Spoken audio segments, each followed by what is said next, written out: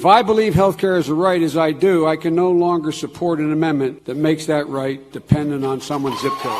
When Fiorina appeared on the TV, Trump blurted, "Look at that face. Would anyone vote for that? Can you imagine that? The face of our next president? I mean, she's a woman, and I'm not supposed to say bad things, but really, folks, come on. Are we serious?"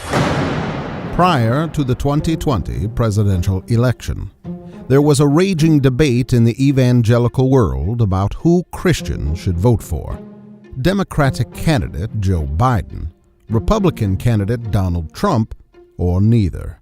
In this video, we're going to focus on one question: can faithful Christians vote for a Democratic candidate like Joe Biden? Before we do that, we'll just briefly say that we believe there are legitimate reasons for Christians to vote for a Republican candidate like Donald Trump, as well as not to vote for someone like Donald Trump. It's possible to vote for the policies Trump stood for, well, I'm pro-life, while recognizing his moral failures. And it's possible to believe Trump's moral failures are great enough to warrant not voting for him. We're not going to argue here for either of those positions. In his best-selling book, Fault Lines, Voddie Baucham breaks down the debate concerning Christians voting for a Democratic candidate like Joe Biden.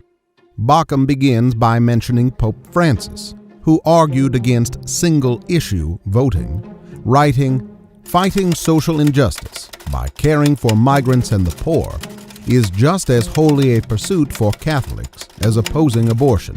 But that's Pope Francis, whom nobody really respects, not even many Roman Catholics. Pope Francis was sold to us by the media as a reformer, as a guy who would get in there and do things differently and clear the deck and all that stuff. And he is no such thing. What about evangelicals? In September of 2020, Tim Keller ignited a debate concerning single-issue voting when he tweeted along the same lines as Pope Francis. "The Bible tells me that abortion is a sin and great evil, but it doesn't tell me the best way to decrease or end abortion in this country, nor which policies are most effective. The current political parties offer a potpourri of different positions on these and many, many other topics, most of which, as just noted, the Bible does not speak to directly. This means when it comes to taking political positions, voting, determining alliances, and political involvement, the Christian has liberty of conscience. Christians cannot say to other Christians, 'No Christian can vote for ... or every Christian must vote for ... unless you can find a biblical command to that effect. In response to Keller's tweet, Baucham first addresses Keller's challenge concerning finding a biblical command to that effect, writing, "Set aside for a moment the fact that 'thou shalt not kill' is a pretty clear biblical command to that effect." Next, Baucham addresses Keller's suggestion that the current political parties offer a potpourri of different positions, writing, "First, let's look at the two political parties which, according to Keller, offer a potpourri of different positions on these issues." Remember, the primary issue Keller is addressing is abortion.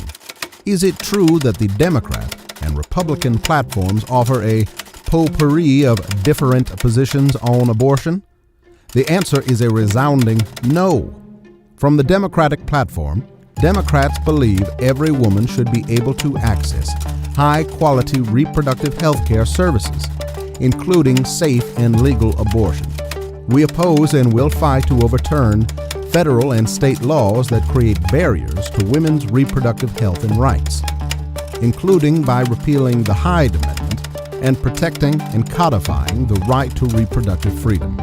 From the Republican platform, we support a human life amendment to the Constitution and legislation to make clear that the 14th Amendment's protections apply to children before birth. We oppose the use of public funds to perform or promote abortion, or to fund organizations like Planned Parenthood, so long as they provide or refer for elective abortions or sell fetal body parts, rather than provide health care. We urge all states and Congress to make it a crime to acquire, transfer, or sell fetal tissues from elective abortions for research. And we call on Congress to enact a ban of any sale of fetal body parts. In the meantime, we call on Congress to ban the practice of misleading women on so-called fetal harvesting consent forms, a fact revealed by a 2015 investigation. We will not fund or subsidize health care that includes abortion coverage. Far from being a potpourri of different positions, this is a clear-cut distinction between two competing worldviews. The two statements couldn't be more different. Hey, this is Michael. Yeah, the real Michael. If you like these videos, would you consider subscribing? It helps YouTube spread this message to more people. I'm giving away a beautiful handcrafted leather Bible every week, and I'm trying to pass Kenneth Copeland in subscribers to show that truth wins over false teaching.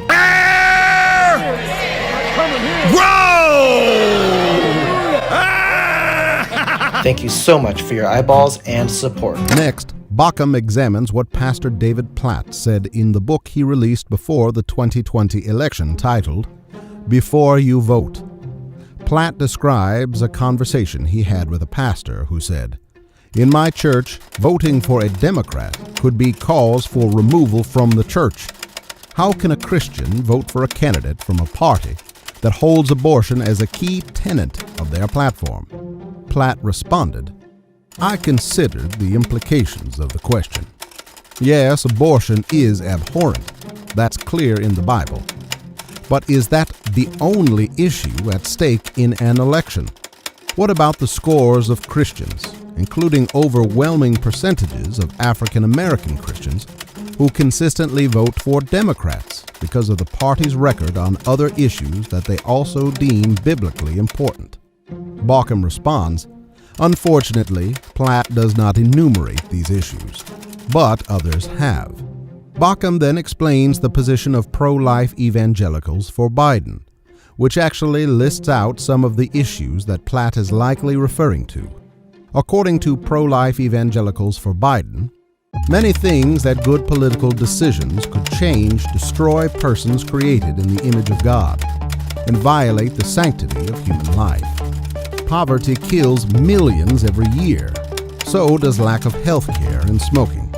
Racism kills, unless we quickly make major changes. Devastating climate change will kill tens of millions. Poverty, lack of accessible health care services, smoking, racism, and climate change are all pro-life issues. Therefore, we oppose one-issue political thinking because it lacks biblical balance. In response, Baucham writes, the group goes on to add affordable child care and a minimum wage that lifts workers out of poverty, believing that these policies are more pro-life than, well, being pro-life, because the most common reason women give for abortion is the financial difficulty of another child. Next, Baucham mentions Mark Dever, founder of 9 Marks. Similar to Keller and Platt, Dever said this: I think a lot of our African American brothers and sisters realized like a long time ago that, well, there are going to be a bunch of different issues that are going to be affecting us. I think white Christians think this is the only moral way to approach voting. I think they've never thought of any other thing, generally. I think a lot of our African American brothers and sisters realized like a long time ago that, well, there are going to be a bunch of different issues that are going to be affecting us. And I can vote for a candidate who I disagree with about some very important issues that I don't really think they're going to get anything done on, but I agree with them on these other issues that I think are going to help a lot of people. Even if you don't adopt that thought yourself, can you allow space for that in your church as a morally legitimate argument and option? In response to all this, Baucham writes, note that both Dever and Platt ascribe altruistic motives to black Christians who vote pro-choice and a type of blindness to white Christians who vote single issue. I would take issue with Dever's and Platt's characterization of African American Christian voters. As noted earlier, there has been a massive shift in the black community away from the pro-life position. Personally, I find that I rarely encounter black Christians who are staunchly pro-life. The idea that most black Christians are voting Democrat in spite of their pro-life convictions is, at best an overstatement. Next, Baucham discusses the objection to single-issue voting, raised by the leaders we just mentioned. He writes, "Whether it is Platt, Dever, Wallace, Seitz, Keller, Pro-life Evangelicals for Biden, or Pope Francis, my big problem with this entire line of argumentation is that single-issue voting is a straw man.